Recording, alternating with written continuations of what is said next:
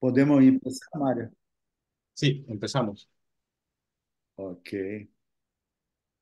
Então, vamos falar sobre lesões congênitas do pulmão, que é um assunto que é muito interessante e que já estudamos há muito tempo, desde o final dos anos 90, quando passamos a trabalhar com tomógrafos melhores e passamos a conseguir ver irrigação arterial sistêmica pela tomografia.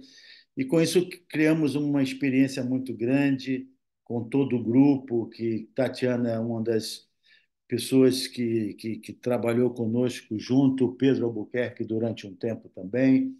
Então, é um estudo muito interessante. Deixa eu ver se eu consigo diminuir aqui as pessoas. Isso aqui, deixa eu ver. Tá. Não, eu estou me apertando aqui. Peraí, deixa eu só tirar as fotos dos outros aqui. Ah,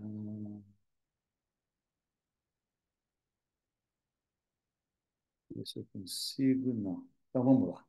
Nós não estamos vendo, Pedro, só você. Então, se não estiver te atrapalhando, Eu estava querendo tirar vocês daqui a da. gente não está vendo. Isso, só você. Tá bom. É porque vocês estão em cima da tela minha. Então eu estava querendo era tirar, reduzir aquilo aqui. Peraí, deixa eu ver se eu boto para cá. Vamos lá. Então, deixa eu ver se eu me entendo aqui. Peraí. Agora eu consegui. Agora eu consegui. Vamos lá. Então, as malformações congênitas do pulmão são um grupo heterogêneo de anomalias que afetam principalmente o parênquima pulmonar, mas também pode afetar a irrigação arterial para o pulmão misodrenar venoso, que podem parecer de forma aislada ou combinada. Então, sei lá, a maioria das vezes é de uma forma aislada e compromete mais o parênquima pulmonar. Podem variar desde entidades pequenas e assintomática até grandes massas que ocupam espaço e que requerem tratamento quirúrgico imediato. E temos que ter que os híbridos apresentam com uma frequência cada vez maior das lesões híbridas. Então, há um dito que diz que as muitas anomalias não se, não se correlacionam com uma simples teoria embriológica. Por isso é muito difícil, por isso temos muitas classificações nas lesões pulmonares congênitas. Barbara Newman, neste artículo em Pediatric Radiology, ela habla que o espectro de los hallazgos anormales devem ser descritos em detalhe, em vez de insistirmos em la classificação específica, em uma nomenclatura que muitas vezes são confusas e ambíguas. Então, o papel do radiólogo é tentar descrever melhor as lesões que estamos vendo do que tentar classificá-las. As lesões pulmonares congênitas, as mais frequentes, são as lesões que comprometem o parênquima pulmonar sem comprometer os vasos. Então, temos a mais frequente, uma formação pulmonar congênita da via aérea, a antiga malformação de reumatoide quística. Temos a congênita, a hiperinsuflação lobar congênita, a atresia brônquica e o cisto broncogênico. Logo depois vamos ter as lesões híbridas, que são o sequestro broncopulmonar. E em vermelho temos acá a genesia do pulmão, a atresia venosa pulmonar, a linfangiectasia pulmonar congênita, as malformações arteriovenosas e as obstruções mais graves, como o caos. Como o tempo que temos é cerca de 30 a 40 minutos, vamos nos dedicar à parte mais comum. Eu vou tentar fazer uma charla mais prática do que é importante, do que é o que vemos e passamos todo dia. Lembrando que, quando passamos a tentar fazer uma charla mais prática, por que baseamos nisso? Porque o mais comum esse artigo do Konisaki, que apresentou no Pediatric Surgery de 2006, ele mostra com microdissecção pulmonar que a atresia brônquica está relacionada com a maioria dessas lesões que comprometem o parênquima pulmonar. Então, neste artigo, o que vemos é que a MAC, o SICAM, tem 56%, as mistas, com CIPAM e sequestro, só aqui passamos a ter 80%. Se com o sequestro aislado, 88%. Então, se eu pego um grande grupo que tem uma lesão, que estuda as lesões pulmonares congênitas, mais de 80% estão entre as lesões que são CIPAM e sequestro pulmonar. Quando vemos esse estudo feito em Cincinnati, que é um grande grupo que estuda também lesões pulmonares congênitas, vemos que só aqui, SICAM e lesão mista, temos 77%. Com mais 7% de sequestro, passamos a ter 84%. Então, o que é importante? Que as lesões que têm componente cístico, que são SICAM na maioria das vezes, estão, na grande maioria, em mais de 80%. Então, qual é o papel do radiólogo? Né? O que devemos fazer? Devemos, primeiro, existe uma lesão congênita? Sim. Qual o tamanho? Porque, dependendo do tamanho, teremos urgência ou não de definir a lesão e definir sequência, cirúrgica ou não. As lesões pequenas, nós podemos aguardar algum tempo para essa definição. As grandes lesões terão que ter um desenvolvimento, partir para uma cirurgia, ou às vezes são tão grandes, causam compressões tão grandes que pode levar até a morte do feto ainda intraútero. Então, o tamanho, as dimensões é muito importante. Segundo, os cistos. Se sabemos que a grande maioria das lesões são adenomatoide, malformação adenomatoide cística ou lesões mistas, então cistos é assim o mais importante. Então, frente a uma lesão congênita pulmonar, o mais importante é saber tem ou não tem cistos. Se tem cistos, nós vamos ter, ou vai ser uma malformação pulmonar tipo MAC adenomatoide, ou um CIPAM, uma malformação pulmonar congênita da via aérea, ou será uma lesão híbrida junto a sequestro. Se tem múltiplos cistos, será isso. Se tem um único cisto, pode ser cisto broncogênico, lembrando que cisto broncogênico é mais comum em 2/3 no mediastino. A partir daí, não teve cistos, e é uma lesão pulmonar congênita detectado pelo ultrassom ou pela ressonância, nós vamos pensar na hiperinsuflação lobar ou na atresia brônquica. Então, separa cistos ou não cistos. Não teve cisto, nós vamos pensar em enfisema lobar ou vamos pensar em atresia brônquica. Teve cisto, nós vamos pensar em malformação pulmonar congênita da via aérea ou associado a um sequestro. E vamos ver se existe suprimento arterial sistêmico. Nessas lesões híbridas com suprimento arterial sistêmico, nós vamos pensar em sequestro bronco-pulmonar.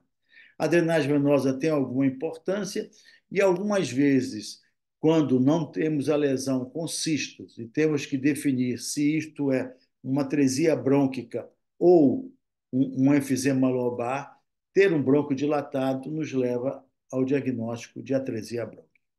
Então, se alguém pega um telefone e te pergunta, eu estou com uma lesão pulmonar congênita, o que é que você acha? Se você apostar que vai ser uma malformação pulmonar congênita da via aérea ou uma lesão mista, você vai acertar em 80%. Esse é um algoritmo muito interessante que feito pelo pessoal de Cincinnati já há algum tempo, publicado, e que eu acho que é muito interessante. Na ressonância fetal ou no Se você tem uma lesão pulmonar congênita, você vai procurar se ela é homogênea ou não homogênea. E se tem, importante, se tem um vaso que irriga arterial sistêmico anômalo, nós pensamos em sequestro. Agora, o que é mais importante? Essas são as lesões homogêneas, que não entram no CIPAM. Mas vamos partir para as lesões que têm cistos pulmonares, que é o mais frequente. Então, você tem uma lesão pulmonar, ela é heterogênea, tem cisto pulmonar ou tem distorção da arquitetura, nós vamos procurar ver número de cistos. Se tem um único cisto, e se for pulmonar, que é um terço, você pode ter um cisto broncogênico. Mais de um cisto, nós vamos ter CIPAM tipo 1, 2 ou 4. Se tiver um vaso grande irrigando sistêmico, nós vamos pensar uma lesão híbrida. Então, nas lesões homogêneas sem cistos, se tiver um vaso anômalo irrigando, nós pensamos em sequestro. Se não tiver cisto, nós podemos na lesão cística. Pode ser ainda um CIPAM? Pode. Um CIPAM tipo 3, que é aquele CIPAM sólido sem cisto. Mas se tiver um bronco dilatado, nós vamos pensar numa overinflation, que aí entra a atresia brônquica também. Então, esse algoritmo aqui, esse organograma que a gente pode fazer é muito interessante. Então, qual é o papel do radiologista? É descrever esses achados e ver se existem essas alterações. O espectro do sequestro bronco-pulmonar neste gráfico, ele é muito interessante, porque nós vamos estudar o pulmão anormal, que tem uma vascularização normal, ou o pulmão normal com a vascularização anormal. Aqui nós vamos ter as lesões congênitas que comprometem a vascularização, tipo uma malformação arteriovenosa. E o que mais importante que vai ser a nossa aula de hoje são essas lesões daqui, que são 80% a 90% das lesões. E nós temos o CIPAM ou MAC, a hiperinsuflação lombar congênita, a atresia brônquia e o cisto broncogênico. Isso nós temos a grande maioria. E elas não têm alteração anormal. Quando tem uma irrigação arterial sistêmica, nós estamos aqui no sequestro pulmonar. Então, vamos agora para discutir alguns casos dessas alterações. Então, pegamos uma grande lesão no pulmão direito, que parecem ter inúmeros cistos, que comprime e desloca o mediastino para o lado oposto, e essa lesão expande esse pulmão, esse lobo direito. A ressonância fetal, com 26 semanas de gestação, mostra uma grande lesão, também deslocando o mediastino para o lado oposto e com múltiplas imagens císticas. Então, temos que pensar numa lesão pulmonar congênita da via aérea, no CIPAM. Essa criança nasce com 4 dias, tem essa imagem com esses cistos muito cheios, llenos de líquido, não como estamos vendo acá, e com algumas dessas lesões já parecendo a formação cística. Esta criança, este ninho fez, a esta época, com 4 dias de vida, fez uma angiotomografia que mostra que não havia irrigação arterial sistêmica, então afastamos um vaso. Essa criança retorna com 3 meses de vida para nós outros para fazer uma lesão, porque havia uma suspeita de que essa lesão tivesse um componente sólido que poderia ser um blastoma pleuropulmonar.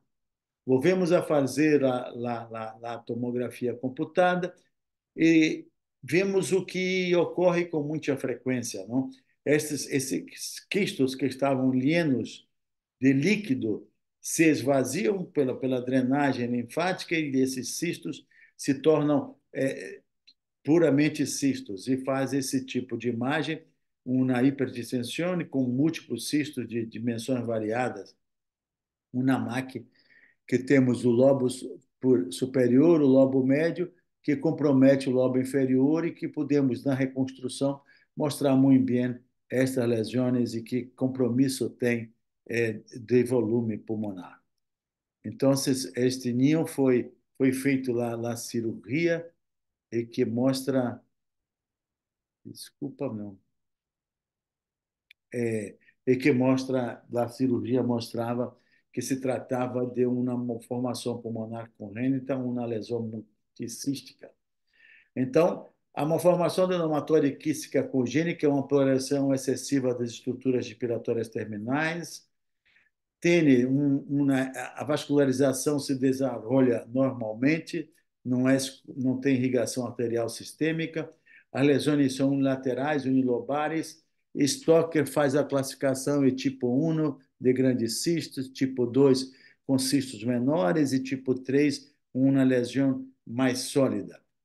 E o mesmo Stocker faz uma reclassificação em 1994 e pensa que a nomenclatura deveria chamar uma formação pulmonar congênita pela via aérea, mais do que a malformação adenomatóide cística, porque só havia o componente adenomatóide no tipo 3. Então, faz uma classificação, tipo 0 a 4 é polêmico, tipo 3, lá hiperplasia pulmonar. Então, esta é uma parte, o tipo 3 é uma parte sólida, esse tipo 1 não se desenvolve bem, grandes cistos no tipo 1 com 60% a 70%, os cistos menores no tipo 2, e o tipo 4 são cistos muito grandes, que são mais parecidos com o blastoma pleuropulmonar. Então, lá uma formação pulmonar congênita da via aérea, o comum são múltiplas imagens quísticas vistos pelo ultrassonido ou vistos pela ressonância fetal. Aqui, mais um exemplo de quistos de dimensões variadas, mostrando este aspecto acá do pulmão direito. Aqui um outro aspecto, mostrando uma lesão expansiva e com quistos dentro. Pela ressonância fetal, podemos ter essas lesões, todas elas, o sinal mais hiperintenso no T2 é comum, tanto nas lesões com quistos ou sem quistos. Essa é uma obrigação de nós outros para definir isso. Continuando, as lesões multicísticas, essa é uma criança que tinha 11 anos e por algum motivo não foi à cirurgia e aparece, volve a nós outros com 16 anos, essa lesão se torna mais lena de líquido, havia um medo de esta parte ser sólida, mas era só uma infecção sobrejacente a este ninho. Temos que ter em mente que sempre que temos lesões quísticas, nós outros, como radiólogos, não temos condição de dizer e garantir que isto é solamente uma malformação pulmonar da via aérea.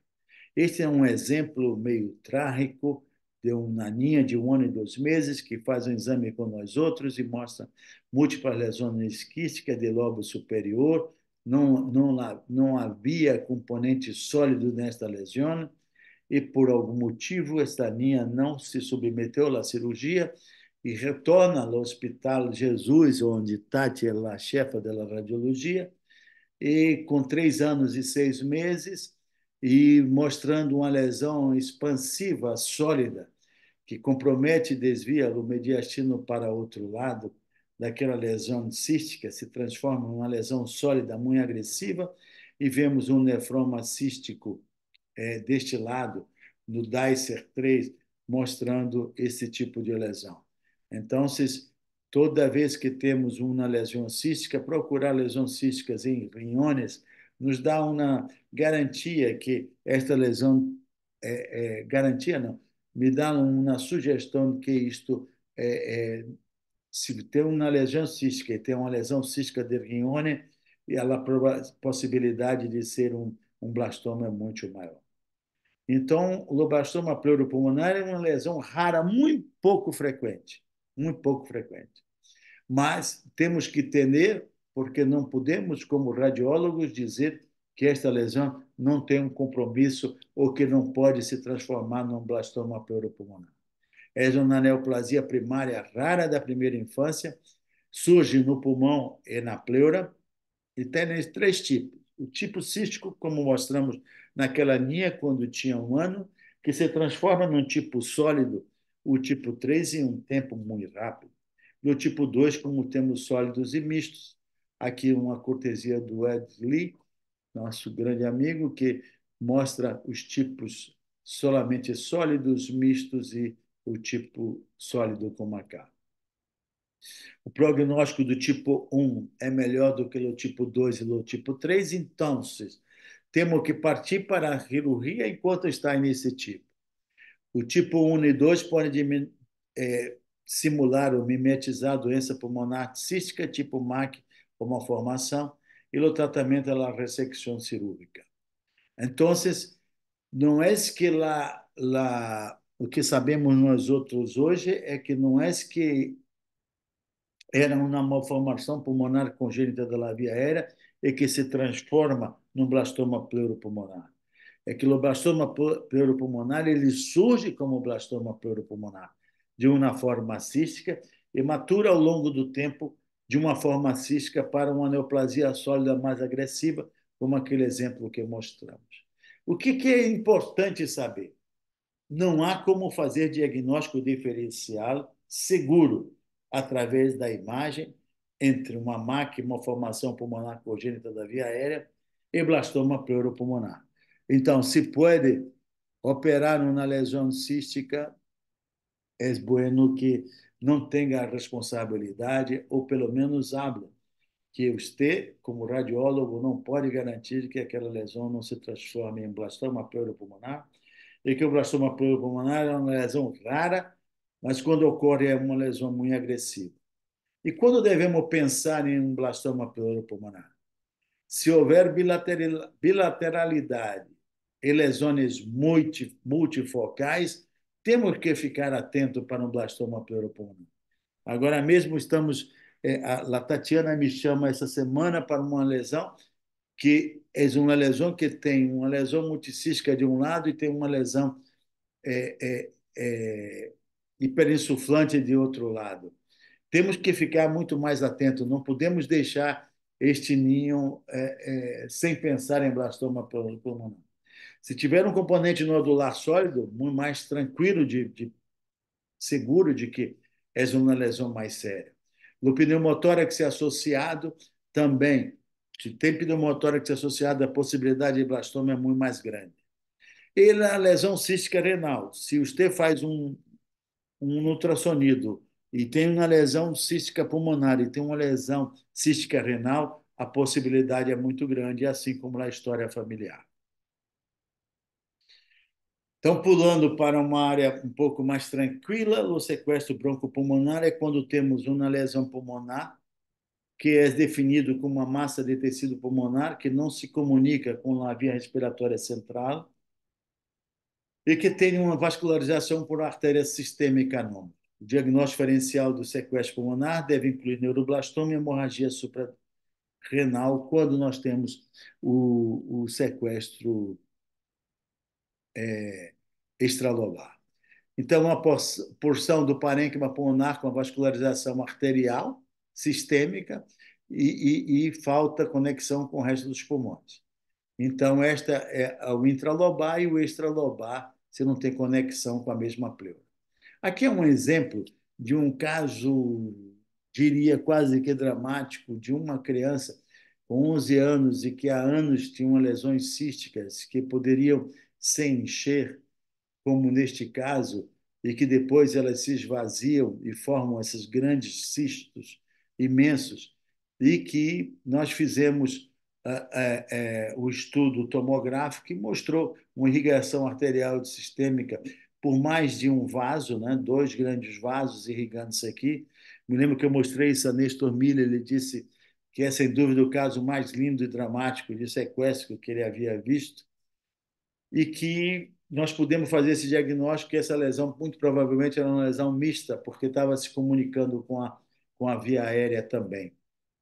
Então, aqui, um outro exemplo mostrando que na ressonância fetal, lesões císticas com grande suprimento arterial sistêmico saindo da aorta, nós podemos pensar em sequestro, uma lesão híbrida, se lesões císticas. Devemos notar que quando fazemos a angiotomografia para uma lesão cística ou cístico-sólida, devemos sempre estudar também parte do abdômen, porque muitas dessas irrigações arterial sistêmicas podem vir de mesentérica, podem vir do abdômen e não somente da aorta torácica, como vemos aqui. Então, é muito importante. Acá um exemplo de um sequestro extralobar, que muitas vezes abaixo do diafragma, como aqui, que estamos vendo uma lesão sólida.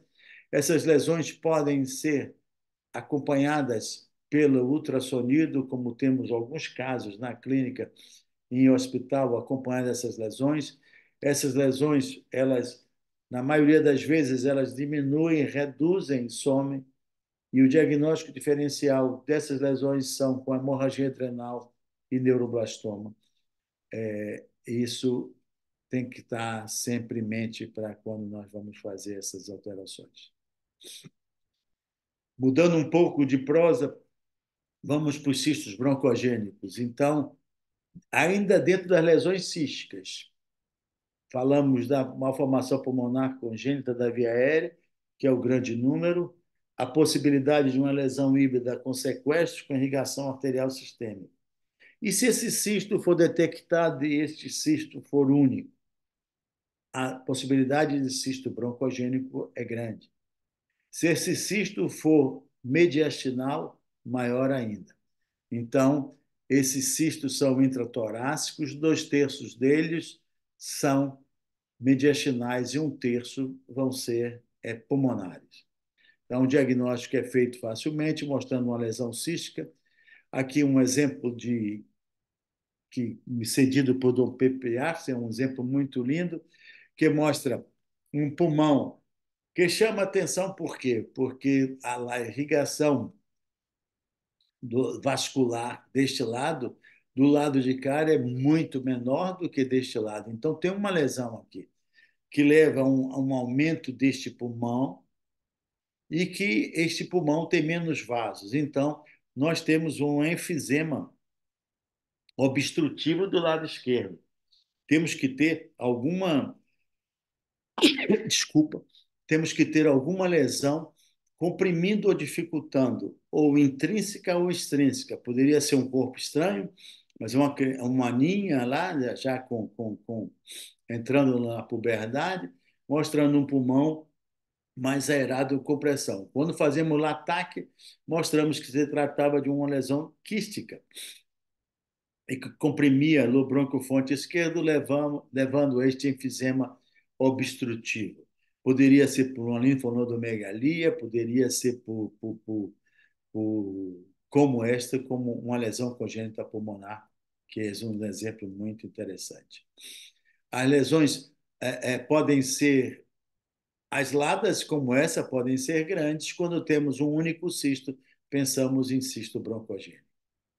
E aqui, seguindo lá outra possibilidade, vamos partir para as lesões que não tenham cisto. Então, cisto único, cisto broncorrênico. A grande maioria, mediastinal. 1/3 pode ser intraparenquimatoso. Cistos múltiplos, uma formação pulmonar congênita da via aérea ou lesões híbridas quando uma irrigação arterial sistêmica. Agora vamos partir para lesões que não têm quistos, que se aparecem no ultrassonido fetal como hiperecogenicidade e hipersinal em T2 na ressonância fetal. No exemplo em algumas séries mais frequente, é o enfisema lobar congênito ou hiperinsuflação lobar congênita. São mais comuns nos lobos superior esquerdo e lobo médio. E pode ser, na maioria das vezes, pode ser tranquilo, que não necessite cirurgia, muitas vezes pode levar a uma compressão grande. É interessante lembrar que o primeiro aspecto da placa, muitas vezes, é como se fosse uma lesão, uma opacidade, e que essa opacidade, com menos de 24 horas, se torna o líquido é reabsorvido e vamos ter uma lesão como a cá. O aspecto típico do enfisema lobar congênito é uma lesão que leva a um lobo mais expansivo, que nas primeiras horas se parece com muito mais líquido, que depois forma o aspecto típico, levando, quando este lobo se torna muito grande, a uma compressão do lobo inferior esquerdo, um aspecto muito clássico. Na tomografia mostra um pulmão hiperexpandido, com menos vasos que o parênquima pulmonar restante, e será de uma definição cirúrgica se causa uma compressão. Se não causa compressão, vai ser observado. Este é mais um exemplo do nosso grande maestro Pepe Arce, que mostra uma lesão, quando detectada muito temprana, esta lesão parece uma opacidade, que na realidade são líquidos que estão fazendo este pulmão mais hiperdenso. E com o tempo, vamos mostrar que aquela lesão se torna uma lesão hiperinsuflante, que é muito frequente. Acá é uma cortesia da Beth Klein, mostrando uma lesão que aparece acá, sem lesões quísticas, numa ressonância fetal de uma hiperinsuflação lobar corrente. Latresia brônquica, que também é uma lesão que não tem quistos e que também compromete mais os segmentos ápico-posteriores dos lobos superiores, mas pode ocorrer em qualquer localização. É uma interrupção do brônquio. E esta imagem é a imagem clássica. Este brônquio, quando ele se apresenta hiperinsuflado pela circulação colateral, pelo poros de Kohn e canais de Lambert. Acá faz a drenagem ciliar e não tem para onde esse líquido passar, porque há isonatresia. Isto faz com que o brônquio, próximo à atresia, se torne lleno de líquido e forma um aspecto muito clássico que nos adultos parece um tumor, mas o tumor levaria a uma telectase. E nos adultos, se você vê isto e ver um pulmão hiperinsuflado distalmente, a possibilidade é da latresia brônquica, que é mais comum nos lobos superiores que nos lobos inferiores. Este é a mucocele e este é o aspecto da drenagem, a drenagem normal do pulmão, vai pela tráquea e vai sair pela tráquea, e quando nós temos a obstrução, isto vai se distender, dilatar, e vamos ter esse aspecto, que é um aspecto clássico. Aqui, casos de atresia brônquica em uma criança maior, e que mostra a broncocele, o brônquio muito dilatado, e com essa distensão do lobo, aspecto clássico. Este é o ninho que mostra que o brônquio está dilatado, fazendo o diagnóstico, que mas não está cheio de secreção. E acá é um caso que acompanhamos há muito tempo, que é muito raro, que é a atresia brônquica bilateral, e que temos brônquios dilatados em todos os dois lados, fazendo o diagnóstico. A maioria das vezes, a atresia brônquica não é um tratamento cirúrgico. Este é um caso muito, muito interessante, que no primeiro dia de vida, ou segundo dia de vida, o Dr. César Araújo, da Bahia, um grande amigo meu, me mostra esse aspecto, mostrando a broncocele, né, o brônquio dilatado ainda não lleno de líquido e o pulmão distal dilatado, num aspecto também muito interessante. Então, lembrando que o que é importante frente a uma lesão pulmonar congênita, nós temos que ter tem cistos ou não tem cistos? Cistos são a grande maioria. Se tem cistos, o único cisto, cisto broncogênico. Múltiplos cistos, uma formação pulmonar congênita da via aérea. Se tem cistos e tem irrigação arterial, uma lesão híbrida, CIPAM, sequestro. Se a lesão é homogênea, não tem cisto, mas tem irrigação arterial sistêmica, podemos ter um sequestro. Se essa lesão tem um broncodilatado, nós vamos pensar em atresia brônquica. Se essa lesão não tem cisto, não tem irrigação arterial e também não tem cisto, podemos ser tipo 3, que é menos frequente. Então, frente a um recém-nascido com uma lesão pulmonar multicística congênita sintomática, qual a melhor conduta? Cirúrgica imediata, conduta expectante, biópsia ou uma conduta expectante e cirurgia nos primeiros meses? Isso é uma discussão muito interessante e acho que a melhor conduta seria uma conduta expectante e uma cirurgia nos primeiros meses.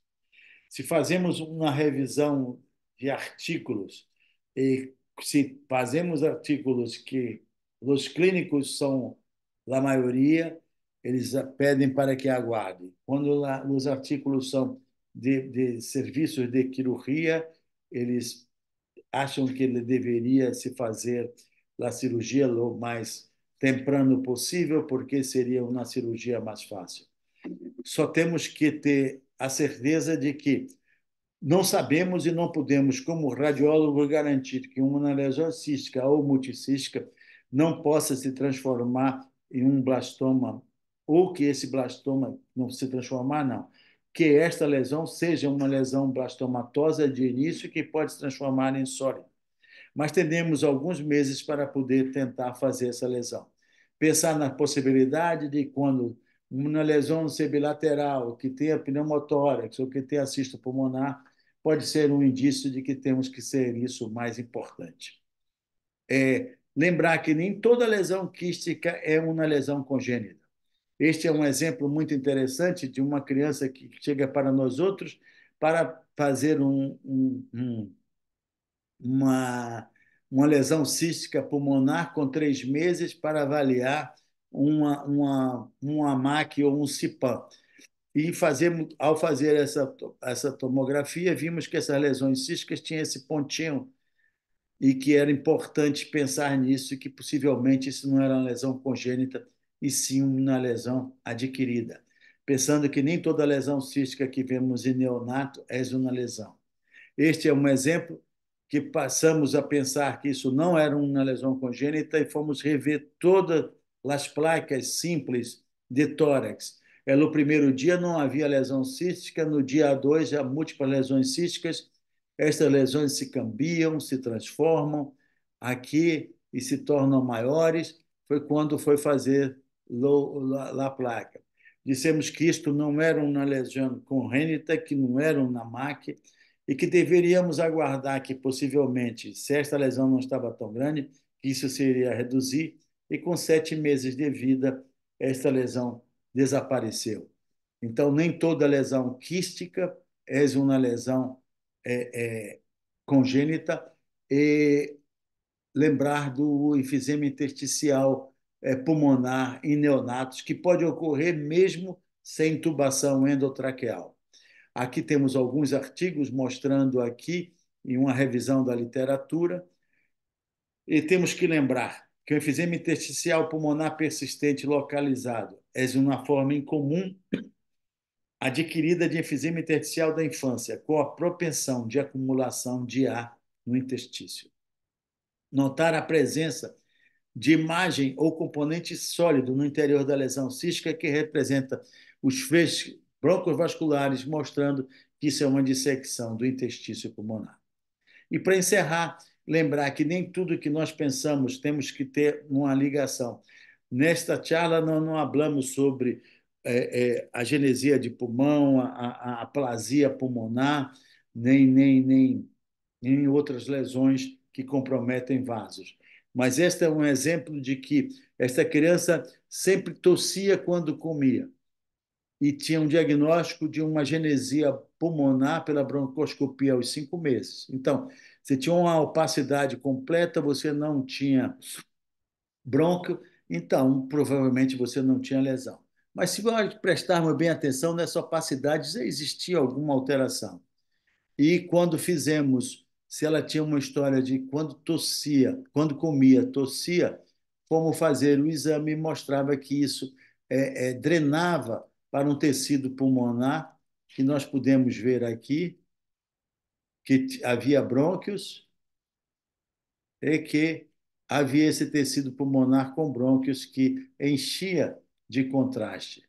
Então, esse espectro se comunica ao tubo digestivo com múltiplos exemplos que temos, mas que não tivemos tempo aqui para falar sobre isso. O que é importante pensar? Pelas malformações bronquopulmonares é um espectro de uma complexa malformação obstrutiva e que há muita superposição, que as anomalias vasculares primeiros associadas podem ser comuns, mas lembrando que, na grande maioria, não temos anomalias vasculares associadas. A imagem tem um papel muito importante no pré-natal e pós-natal, e que esse conhecimento do estudo pré-natal e a evolução tem mostrado e nos tem ensinado muito de como as alterações congênitas se comportam. Muitas vezes vemos um NAMAC, um CIPAM, que é muito grande e que desaparece mesmo ainda dentro de uma gestação, ou que fica muito mais pequeno. Então, aprendemos que isto é muito dinâmico. E há que analisar e descrever com cuidado as vias respiratórias, os pulmões, o mediastino, o intestino anterior e os componentes vasculares. A ultrassonografia pré-natal e a ressonância magnética nos ajudam a entender as broncomalformações pulmonares melhor e permitem um assessoramento mais objetivo e eficiente durante o período neonatal. E esse futuro é prometedor porque nós outros, com a imagem fetal e a imagem respiratória, podemos fazer um estudo melhor. Então, nesse tempo que me haviam proposto, tentei fazer uma charla um pouco mais prática para ver o que é comum nas formações broncopulmonares congênitas. Graças a todos. Muchas gracias, Pedro. Una fantástica presentación. Está muy bonita, muy clara y un algoritmo diagnóstico bastante sencillo y muy fácil de aplicar. Muchas gracias. Tenemos algunas preguntas ahí en los comentarios. Yo le quiero hacer una primera pregunta. En cuanto a las malformaciones congénitas, ¿hay algún aporte que puedan hacer otras modalidades de imagen en el periodo postnatal, sea ultrasonido o resonancia magnética, para ayudar al diagnóstico postnatal? No diagnóstico pós-natal, a grande maioria das vezes, a tomografia computada é que vai nos ajudar, porque até mesmo a placa simples de tórax muitas vezes pode ser normal e termos uma malformação. Se temos certeza que havia uma lesão quística ou não quística, pelo ultrassonido ou pela ressonância fetal, na placa simples de tórax, mostra que isso é normal, acho que devemos fazer uma tomografia computada, porque lesões pequenas podem passar desapercebidas. Então, a ressonância fetal, a complicação de fazer um exame deste, o pulmão não é bem estudado, então penso que não é. Se é uma lesão, tipo um sequestro extralobar, que definiu muito bem pelo estudo pré-natal, e que a placa de tórax simples é normal, o pulmão é normal, você pode fazer um acompanhamento por ultrassonido, porque no sequestro broncopulmonar, a grande possibilidade é a redução e o desaparecimento desta lesão. Então, o ultrassonido pode ser. Mas o ataque, eu acho que é muito, muito, muito importante como o grande método para acompanhar as lesões. Se tem uma suspeição de sequestro ou irrigação arterial sistêmica, penso que deveria partir para uma angiotomografia, não só a tomografia computada. Excelente, Pedro, muchas gracias. Te quería hacer una pregunta más, que tiene relación justo con lo que comentabas. ¿Cuál es cómo es la evolución natural de estas lesiones? Algunas tienden a desaparecer, algunas tienden a agrandar, algunas crecen según el tamaño del paciente, o, o por lo general, ¿cómo es la evolución natural de estas lesiones? Esta é uma pergunta muito, muito, muito interessante que o tempo tem mostrado para nós outros como cambiou. Eu acompanho isto desde 90 e poucos, quer dizer, já faço radiologia desde 80 e poucos, mas lá na tomografia foi a partir dos anos 90 quando passamos a estudar isso. A classificação das doenças pulmonares recorrentes era muito complicada. A cada livro que você abria tem uma classificação. Eu me lembro de perguntar ao Dr. Nestor Miller, pô, tem tantas classificações, eu não sei a quem procuro. Ele disse, faça a sua, faça, porque você estudava nos livros. E quem nos ajudou muito nos anos 2000 para cá, foi a ressonância fetal. E começamos a fazer ressonância nos idos de 2000. Em 2003 já havia um livro de nós outros publicando as lesões congênitas de pulmão. E passamos a aprender, porque o ultrassonido mostrou que as lesões poderiam ser grandes e poderiam diminuir, ou as lesões poderiam aumentar. Temos casos muito interessantes de lesões que praticamente desaparecem. Outras lesões diminuem, outras lesões ficam iguais e não se cambiam com o tempo. As MACs, ou as CIPANs, elas podem variar de volume com uma frequência muito mais grande. Os sequestros pulmonares, sabemos que hasta o primeiro ano a chance de desaparecimento é muito grande. Não temos por que mandar um sequestro para a cirurgia, porque a chance de desaparecer é muito grande. Então, temos que acompanhar. O único medo que você fica, apesar de que eu espero que eu tenha colocado que o lobastroma pleuropulmonar é uma lesão rara, mas não temos como dizer que aquela lesão não será um blastoma, ou não é um blastoma, que é ainda quístico e que se transforma em sólido. Fora isso, temos que esperar. O grande problema as lesões pulmonares congênitas é um problema grande se ela for muito grande. Se ela comprime pulmão, se ela comprime cava inferior, se ela faz líquidos. Então, este é um grande problema. Se a lesão é pequena, temos que definir quistos ou não cisto. Quisto único, quisto broncogênico, quistos múltiplos, CIPAM. Se grande vaso, irrigação arterial sistêmica, CIPAM, uma lesão híbrida, aquela mais comum.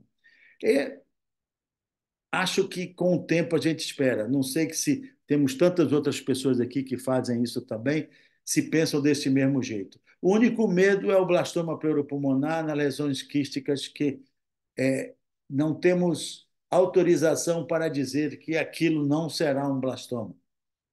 O último que eu vi de blastoma era uma lesão quística única que não era muito grande e que virou um blastoma. Então, não podemos passar sem pensar nele e pensar naqueles fatores que levam a isso. Espero que eu tenha respondido, Mário. Sí, perfecto. Una maravillosa reflexión la que has hecho. Muchas gracias, Pedro. Hay una pregunta adicional que lo hace la doctora María Ucar. ¿Cuál es el rol de la detección de DICER1 en la lesión quística congénita? É isto. O Disser Uno é muito importante e há sempre uma história familiar. Então, se temos esta possibilidade, semana passada, a Tati está aqui, ela chegou, acho que temos que afastar um Disser 1. Sim. Por quê? Porque uma lesão era múltipla, tinha uma lesão multicística de um lado e tinha uma lesão do outro lado. Então, temos que procurar, vamos fazer um ultrassom de rim para afastar, mas temos que afastar outra possibilidade. Tem uma história familiar de doença, outras que sugiram que aquilo ali pode ser um DICER1. Por exemplo, eu nunca tive esse caso que nós mostramos, que foi feito na clínica e depois foi para o hospital de Tati.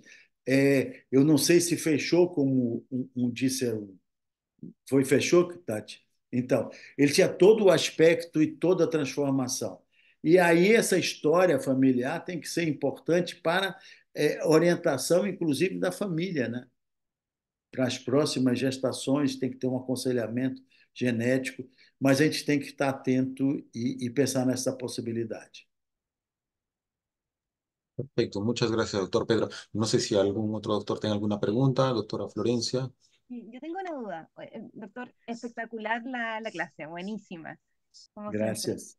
Eh, Tengo una duda porque ¿qué protocolo ocupa usted para la tomografía computada en niños? Porque es muy difícil saber si va a tener un vaso dador o no cuando uno se enfrenta a la primera imagen, si va a tener un brazo arterial o no, si vale la pena hacerlo con contraste, sin contraste. ¿Cómo lo enfocan ustedes? Se eu não compreendia se devemos fazer uma angiotomografia ou uma tomografia sem contraste, não? Sí, É eso isso? mismo.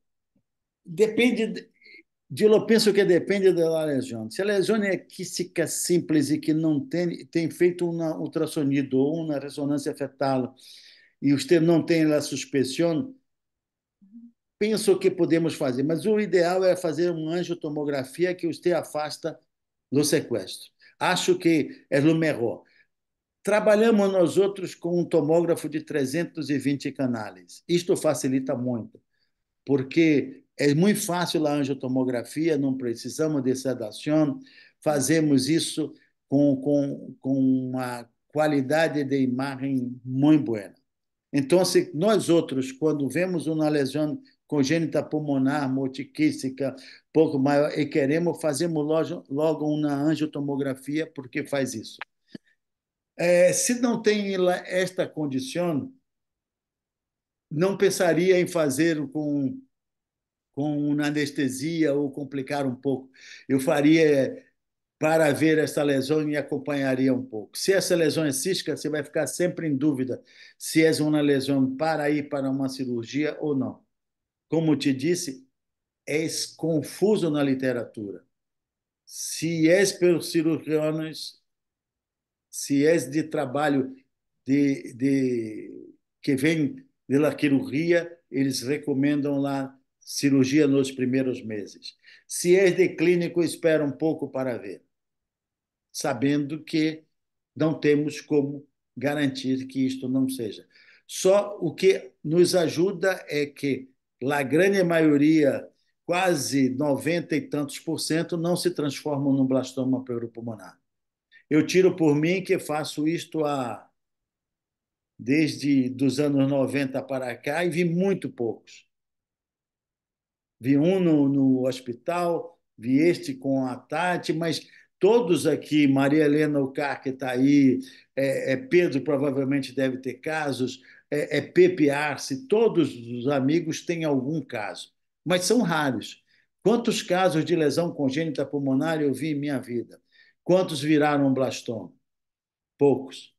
Isso dá uma tranquilidade, mas não dá segurança para você dizer que esta lesão não será um blastoma. ¿Concorda? Perfecto. Muchas gracias, doctor Pedro. Hay una pregunta adicional que realiza la doctora Cinta Guillén, que es, algunos cirujanos pediatras piden volumetría pulmonar para la planeación quirúrgica. ¿Hay alguna referencia, dependiendo de la edad, o algún porcentaje? Não, penso que não. Que porcentagem seria? É como aquele caso primeiro que mostrei logo numa fase muito inicial, que você vê que a lesão era de lobo inferior e que comprometia muito. O importante é, faz uma telectase dos outros lobos, que tamanho, que compressão fazem. Isto é que é importante. A volumetria é bonito para mostrar, mas que não importa é a parte prática. É uma lesão multicística expansiva, sim. De quanto? Comprime os outros lobos, comprime os outros segmentos, isto é que é importante. Se não comprime, dá um número, é fácil fazer hoje, mas não acho que seja por demais importante, não. Mas por cirurgião pode ser que seja muito interessante. A parte prática, se tem uma lesão de lobo inferior, como está? Lobo médio e lobo superior, comprimido, atelectásico ou não? Se não está, não comprime, não tem importância. Correcto. Muy bien. ¿Hay alguna pregunta adicional, doctores? Si no hay más preguntas adicionales, estamos muy agradecidos con usted, doctor Pedro. Siempre usted es muy conocido y una persona muy dedicada a la educación en toda Latinoamérica para la radiología pediátrica. Siempre es un gusto escucharlo y tenerlo en compañía aquí en estas charlas del SLAP. Muchísimas gracias, doctor Pedro. Graças e prazer Quería, estar com vocês mais uma vez. E agradecer a oportunidade de estar com os amigos, e é sempre bom. E tentar mostrar uma experiência que são de anos trabalhando com esse assunto, que é muito interessante e que passa a ser mais prático. Eu lembro que quando empecei esse assunto, era uma dificuldade enorme. Era muito difícil para você classificar. Hoje a imagem nos ajuda muito, a tomografia clareou muito, o estudo fetal nos ensinou o desarrollo dessas doenças. Então, foi muito bom e bom ter participado disso e agradeço a oportunidade mais uma vez. a usted, doctor Pedro, muchas gracias por todo. Florencia, no sé si quieres promocionar la charla del SPR, que es el próximo mes. Sí, bueno, ahí he escrito, ojalá nos puedan acompañar en Miami, vamos a tener ahí con Tati, con Ruth, bueno, todo, casi muchos de los que están aquí presentes, una jornada especial del SLARP, así que ojalá nos puedan acompañar en Miami, lo vamos a hacer con mucho cariño, es la primera vez que estamos presentes de una manera tan masiva, así que va a ser un desafío y una tremenda experiencia. Tati, no sé si quieres decir algo como expresidenta.